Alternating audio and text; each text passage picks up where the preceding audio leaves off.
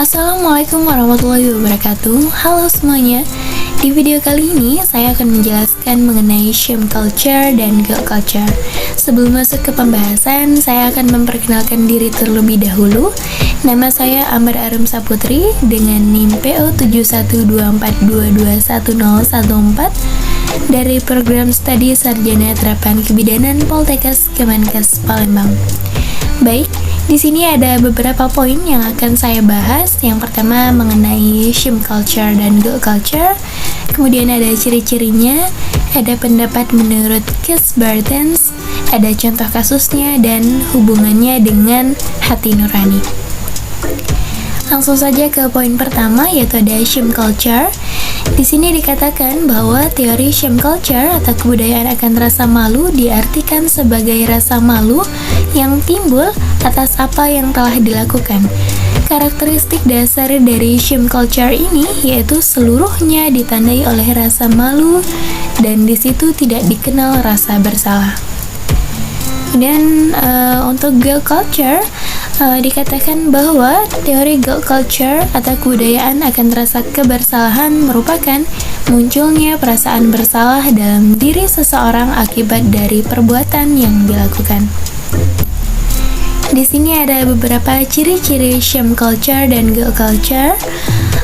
Untuk shame culture itu sendiri bercirikan bahwa dia ditandai dengan rasa malu, kemudian menekankan pengertian seperti hormat, reputasi, nama baik, status, dan gengsi. Yang ketiga, bila melakukan kejahatan harus disembunyikan dari orang lain.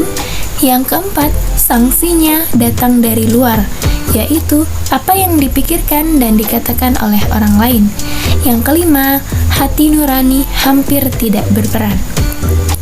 Untuk guilt culture itu sendiri, ciri-cirinya ditandai dengan rasa bersalah, dosa dan kebersalahan. Kemudian kendati suatu kejahatan tidak diketahui oleh orang lain, maka pelaku tetap merasa bersalah.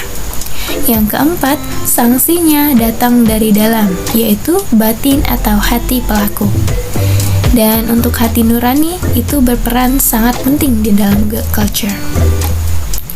Selanjutnya di sini ada menurut pendapat Kees Bartens pada tahun 2007, Kees Bartens berpendapat bahwa shame culture adalah kebudayaan di mana pengertian-pengertian seperti rasa hormat, reputasi, nama baik, status, dan gengsi sangat ditekankan.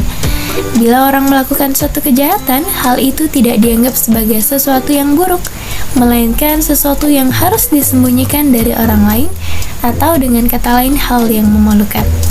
Sedangkan untuk guilt culture, Kees Bartens berpendapat bahwa guilt culture adalah kebudayaan di mana dosa, kebersalahan, dan sebagainya sangat dipentingkan. Sekalipun suatu kejahatan tidak akan pernah diketahui oleh orang lain, namun si pelaku merasa bersalah. Selanjutnya di sini ada contoh kasusnya, ada contoh koruptor. Beberapa koruptor tidak akan merasa bersalah setelah melakukan korupsi uang rakyat, tetapi mereka hanya akan merasa malu karena nama mereka tercoreng di muka umum. Kemudian contoh lainnya yang dapat memberikan gambaran perbedaan antara shame culture dan guilt culture yaitu hamil di luar nikah. Untuk shame culture berpandangan bahwa pengguguran dipandang sebagai jalan keluar. Sedangkan guilt culture berpandangan bahwa pengguguran dipandang sebagai suatu tindakan kejahatan yang tidak boleh dilakukan.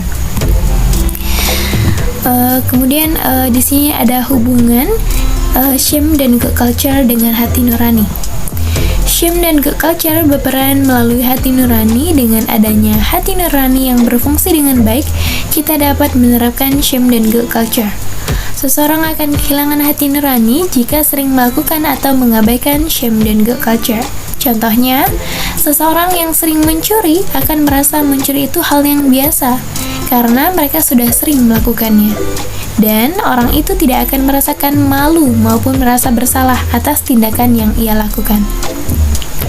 Sudah saya katakan bahwa hati nurani hampir tidak berperan di dalam shame culture, tapi masih adanya pertimbangan dalam tindakan yang akan dilakukan. Sedangkan untuk guilt culture, hati nurani berperan sangat penting karena adanya rasa bersalah yang dirasakan setelah melakukan kesalahan, walaupun kesalahan yang dilakukan tidak diketahui oleh orang lain. Baik teman-teman, itulah pemaparan atau penjelasan materi mengenai shame dan guilt culture. Semoga bermanfaat dan dapat dipahami. Saya akhiri. Wassalamualaikum warahmatullahi wabarakatuh.